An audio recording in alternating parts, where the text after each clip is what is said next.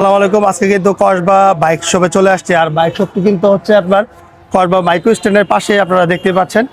তো আসার কারণ হচ্ছে আমার বাইক নেওয়ার জন্য একটা গাড়ি দেখবো, তো আমাকে বলতেছে মামা গাড়িটা একটু আপনি দেখে দেন। তো চলেন আজকে আমরা জানবো এবং বুঝবো যে কীভাবে বুঝবো আমরা গাড়িটা কত হাজার চলেছে এবং গাড়ির কোন টায়ারটা অরিজিনাল কিনা, গাড়ির সাথে কিনা, এটা আপনাদেরকে দেখানোর চেষ্টা করবো। চলেন ভিতরে যাই।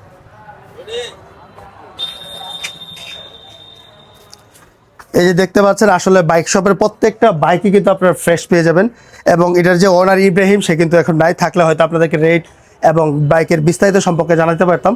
তো যেহেতু নাই, সম্ভবত কোনো কাজে গেছে, ওনার নাই। তো আসলে এখানে দেখতে পাচ্ছেন যে এটা হচ্ছে এফজেড এফজেডের একটা সিরিজের বাইক, এটা হচ্ছে ডিলাক্স BS6 সম্ভবত বাইকটা দেখতে পাচ্ছেন। এটা কিন্তু 4B, ঠিক আছে। তো এই যে দেখতে পাচ্ছেন টায়ারটা কিন্তু একদম অরিজিনাল ভাবে আছে। তো আরেকটা বিষয় হচ্ছে যে আপনারা গাড়ির অরিজিনাল টায়ার কীভাবে চিনবেন, এটা দেখাচ্ছে। দেখেন প্রত্যেকটা টায়ার কিন্তু অরিজিনাল গাড়ির সাথে দেখতে পাচ্ছেন। যদি এই টায়ারটা চেঞ্জ হয় এই বিডের, তাহলে বুঝবেন যে গাড়িটা ম্যাক্সিমাম 25 থেকে 30 হাজার কিন্তু চলছে।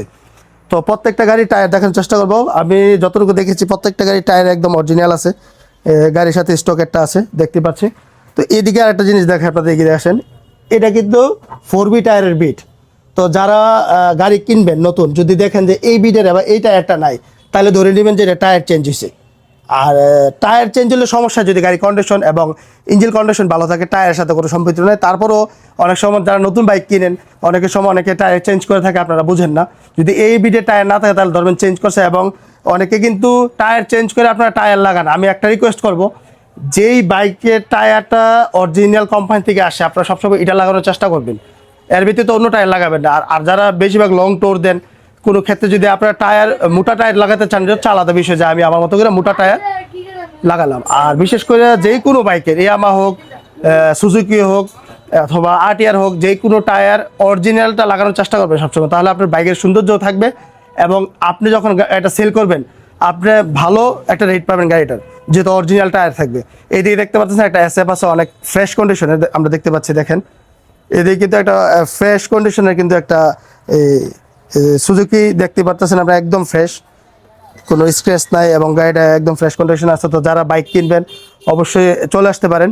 আর যেহেতু এটা কসবাতে আপনারা আসবেন। আর আরেকটা বিষয় হচ্ছে, শোরুম থেকে গাড়ি নিলে কিন্তু আপনার প্রতারণা হওয়ার সুযোগ নেই। এটার পেপারস হইতে আপনার সব কিছু কিন্তু আপনি জেনুইনলি পেয়ে যাবেন।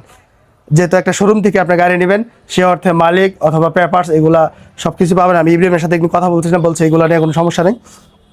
তো আজকে এটাই বুঝাইলাম আর কি, যে কোনো বাইকের আপনার টায়ার দেখবেন অরিজিনাল কিনা, আগে এই জিনিসটা ফলো করবেন, তাহলে আপনি বুঝতে পারবেন যে এটা টায়ার চেঞ্জ হয়েছে কিনা। কারণ একটা গাড়ি ম্যাক্সিমাম 25-30 হাজার না চললে কিন্তু ম্যাক্সিমাম টায়ার চেঞ্জ করা লাগে না।